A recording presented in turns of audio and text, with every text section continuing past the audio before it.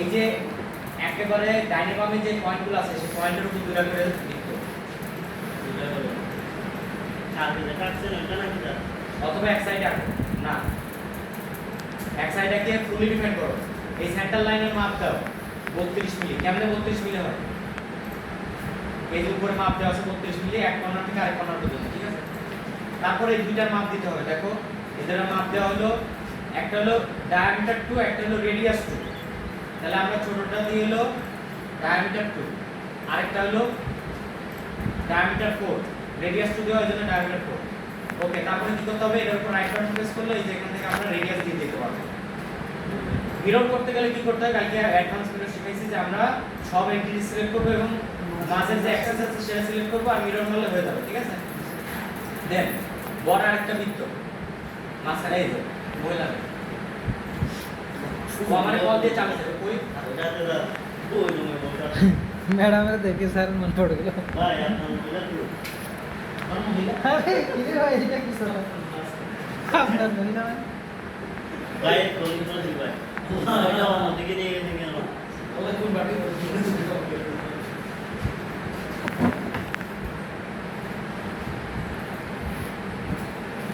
এই জন্য চিটাগাংয়ের অবস্থা হ্যাঁ স্যার তোমরা জানো তোমাদের কথা বলি এই চিটাগাং বিকেটিডিসি আছে না মানুষদের জায়গায় তোমরা মনে করো এটা গেট চিটাগাংয়ের কাহিনী সব চিটাগাং মেশিন সব নষ্ট মিলিং মেশিন সব নষ্ট প্রোগ্রাম ঢোকানো যায় না এসএস সবাই এসে রিপোর্ট মেরে বন্ধ করছে এসএস জানো খবর না মিলিং চলে নাকি দেখো চিটাগাংকে তাজ মনে করো না তোমাদের এই হলে এই জায়গাতে ট্রেনার হবে না আমি চলে গেলে তার অবস্থা এরকম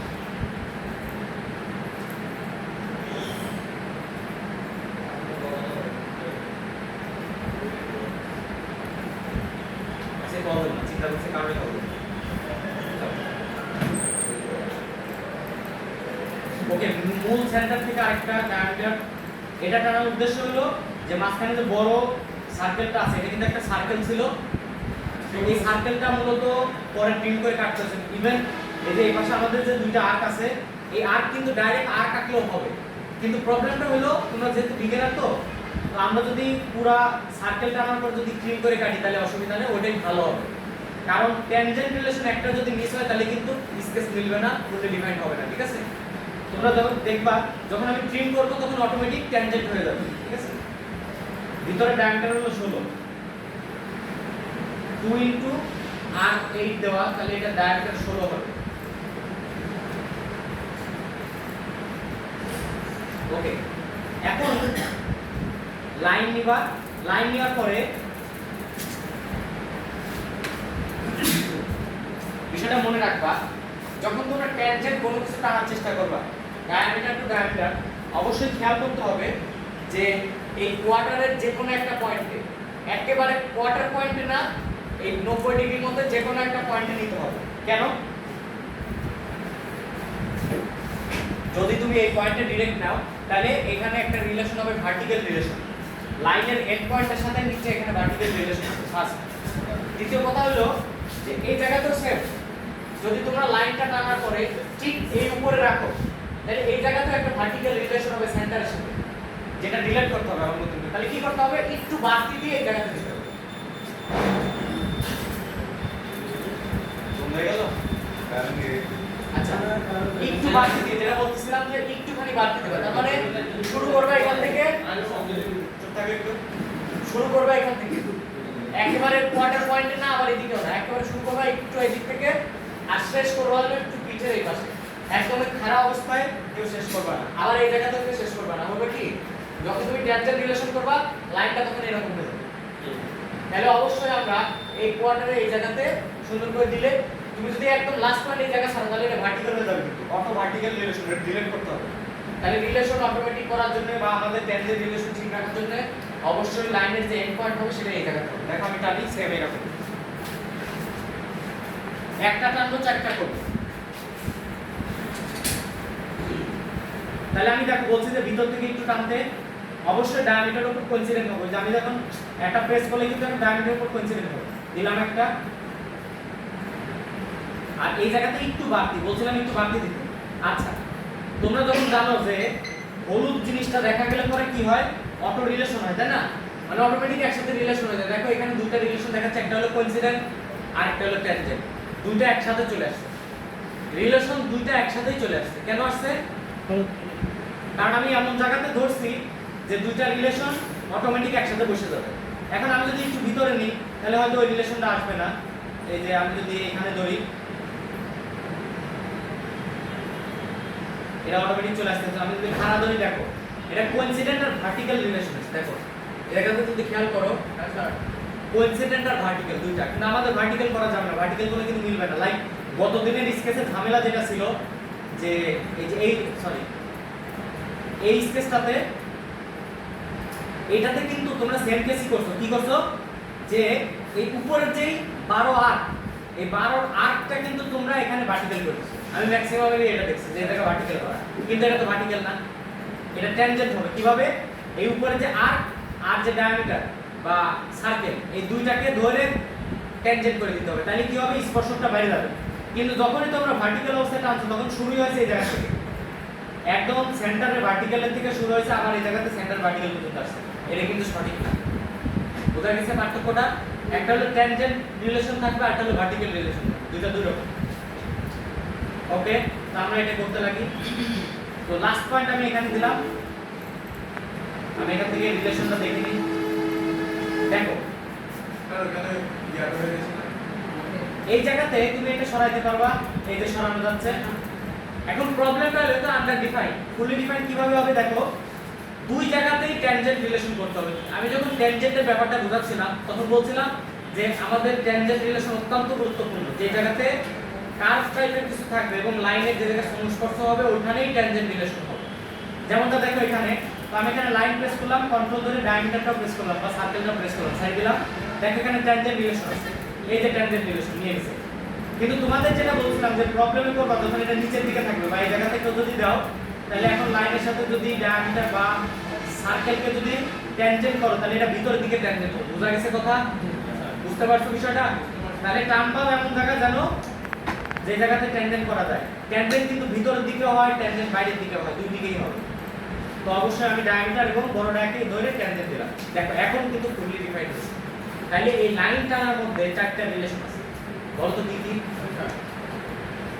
এই লাইনটার মধ্যে চারটা রিলেশন আছে।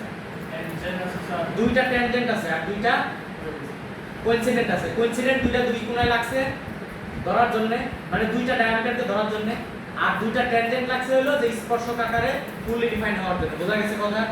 এই চারটা রিলেশন লাগছে। দেখো এখানেও যে দুইটা, এখানেও দুইটা আছে সিমিলার, আবার এখানেও দুইটা আছে, এই যে এখানেও দুইটা রিলেশন। ঠিক আছে?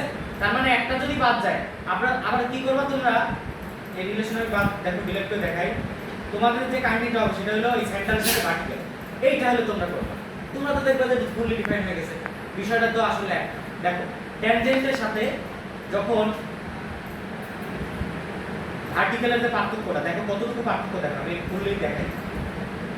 ট্যানজেন্ট, এখানে ট্যানজেন্ট, দেখো তো পার্থক্যটা বোঝা যায় নাকি? বোঝা যায়? দুইটার মধ্যে পার্থক্য আছে। এখানে একটা হলো ভার্টিক্যাল রিলেশনের সেন্টারের সাথে ভার্টিক্যাল রিলেশন, আর একটা হলো ট্যানজেন্ট। ট্যানজেন্ট কিন্তু একটু বেশি হয়। খেয়াল করছো বিষয়টা? এই গত দিনের কিন্তু সেম কেস এটাই, যে তোমাদের এই স্কেচের মধ্যে যে অল্প একটু করে ছোট করে আসতেছিল বা একেবারে দেখতে কিন্তু একরকম লাগতেছিল না। লাইক এই স্কেচের এই জায়গাতে ভার্টিক্যাল অবস্থায় একটু ছোট দেখা যাচ্ছিল উপরেরটা। কেন? কারণ এটা ভার্টিক্যাল হয়েছে। তো ভার্টিক্যাল রিলেশন ডিলিট করে তারপর আবার ট্যানজেন্ট রিলেশন করতে হবে প্রত্যেকেরই। ঠিক আছে? ওকে, তাইলে এখন আমি এই ভিতরটা ডিলিট করে দিই যেহেতু বাইরে একটা আছে, এবং এই একটারে আমি চারটা করব। পসিবল? বলো পসিবল কি? পসিবল। সেটা হলো এইটাকে ধরলাম এবং মাঝখানেরটাকে ধরলাম, মিরর দিলাম বিপরীত দিকে, আবার এই দুইটাকে ধরলাম, আবার নিচে যে অ্যাক্সিস আছে হরিজন্টাল অ্যাক্সিস সেটাকে ধরলাম, মিরর দিলাম আবার নিচের দিকে। কথা বোঝা গেছে? শর্টে অনেক বড় করে দিলাম। এখন তুমি যদি প্রিন্ট করতে চাও প্রিন্ট করো, হালকা পাতলা একটু প্রিন্ট করো। যেমন এটার ভিতরেরটা, এটার ভিতরেরটা, এই বড়টা, এই বড়টা, এই বড়টা এবং এই কোণাটা এই যে হয়ে গেল বাইরের কাহিনী শেষ। কোনটা এই দাগটা, এটা হলো ডাইমেনশন লাইন সাধারণত কাটা যায় না, ডাইমেনশন লাইন জাস্ট শো করার জন্য, মাপটা দেখানোর জন্য, মাপটা আসলে কত বা কত দূরে আছে কিভাবে আছে সেই জিনিসটা দেখানোর জন্য। কিন্তু এক্স্যাক্টলি এখানে কোনো আদার্স কোনো লাইন নাই, কারণ আমরা ট্রিম করে কাটি দিছি এগুলো লাইন বা আর্ক বা যে কোনো এন্টিটিস নেই, অপ্রয়োজনীয় কোনো এন্টিটিস নাই। ওকে, তারপরে কি করতে হবে? তারপরে হলো ভিতরে একটা সার্কেল আছে, সার্কেলটা হলো 8 ডায়ামিটার, 8.4 না 8.4 দেওয়া। ওকে, এখন গুরুত্বপূর্ণ একটা জিনিস শিখাবো। গুরুত্বপূর্ণ জিনিসটা হলো যে আমাদের মাঝে যে লাইনটা থাকে এই লাইনকে কি করতে হবে বলো তো? কেউ বলতে পারি কিনা? কারণ আমাদের আর একটু বোঝাতে হবে। বিষয়টা হলো যে এই জায়গাতে যে দুইটা এরকম কার্ভ করা আছে দুই দিকে, এই জিনিসটা কোথা থেকে আসলো? বৃত্ত থেকে। এই জিনিসটা আসছে দুটো বড় বৃত্ত থেকে। দেখো কেমনে বুঝলাম? কারণ দেখো এখানে রেডিয়াসের মাপ দেওয়া আছে, একটা হলো R11 আর একটা হলো R12। তাহলে আমরা এখান থেকে টানি R10 সরি, স্মার্ট ডাইমেনশন দিলাম এখান থেকে কত?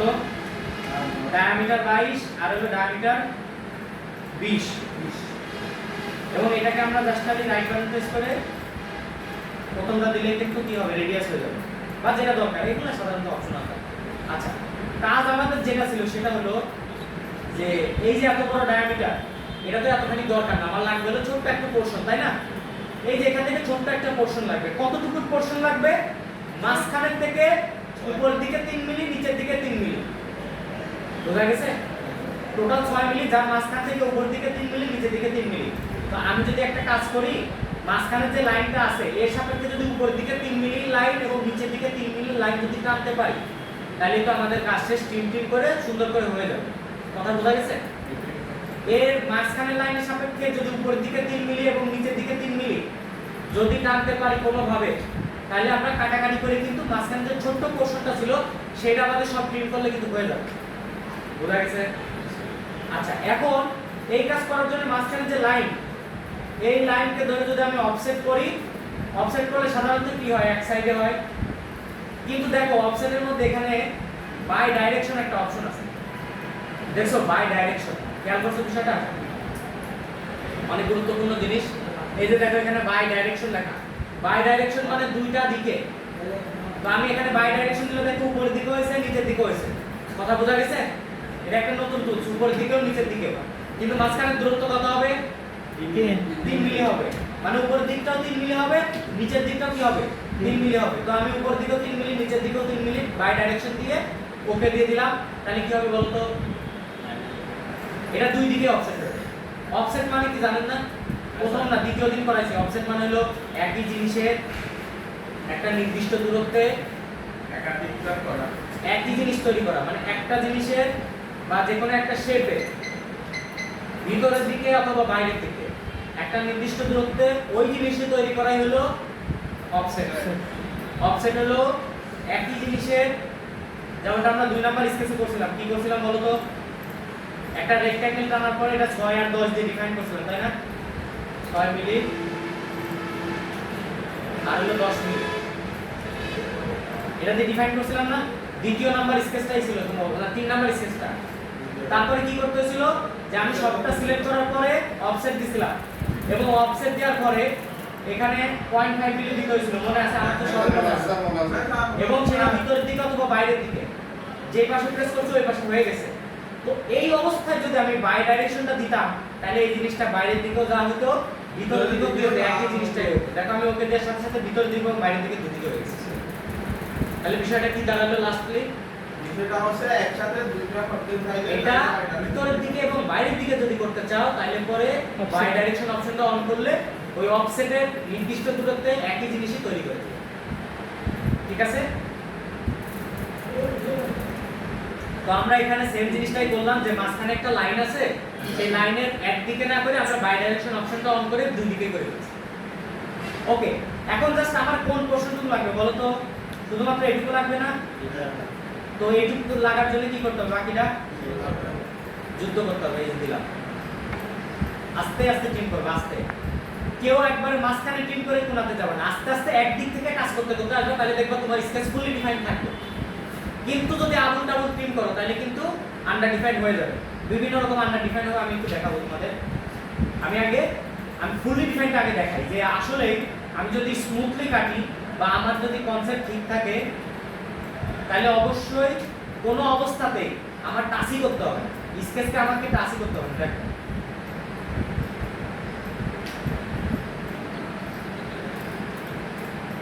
দেখো এটা টোটালি ফুলি ডিফাইন এবং হয়ে গেছে। আমাকে কোনো টাচই করতে হবে না। হ্যাঁ না, সেটা তো আমার করলে হবে না, সেটা তোমার করা লাগবে। আমার এগুলো বলে লাভ নেই, তোমার নিজে করতে হবে ভাই। আমি তো সেরা, কারণ আমি তো তোমাদের শিখাচ্ছি, আমি তো পারবো। বিষয়টা হলো তুমি যদি পারো তাহলে সেটা সেরা হবে। ঠিক আছে, এখন দেখো বিষয়টা হলো যে এই জিনিসটা যদি আমি আবল তাবল কাটতাম, দেখো আমি কিন্তু একটা সিকোয়েন্স কাটছি। কিভাবে কাটছি দেখো, control Z Z Z Z Z Z.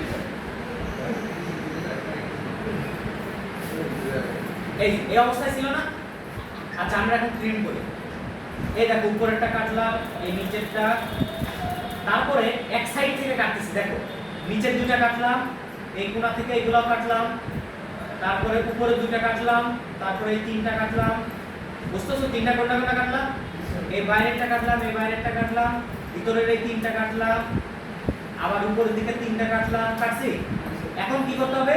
এই একটা উপরের মানে যেটা শুরু করবো এটা শেষ করে আসতে হবে। এই শেষ করলাম, আবার নিচের দিক থেকে এটা এইটা এইটা এইটা। দেখছো ফুলি ডিফাইন হয়েছে? মানে কি আমি একটা সিকোয়েন্স মেইনটেইন করে কাজ করতেছি। আচ্ছা এইবার দেখো যদি আবল তাবল কাটি কি হতে পারে।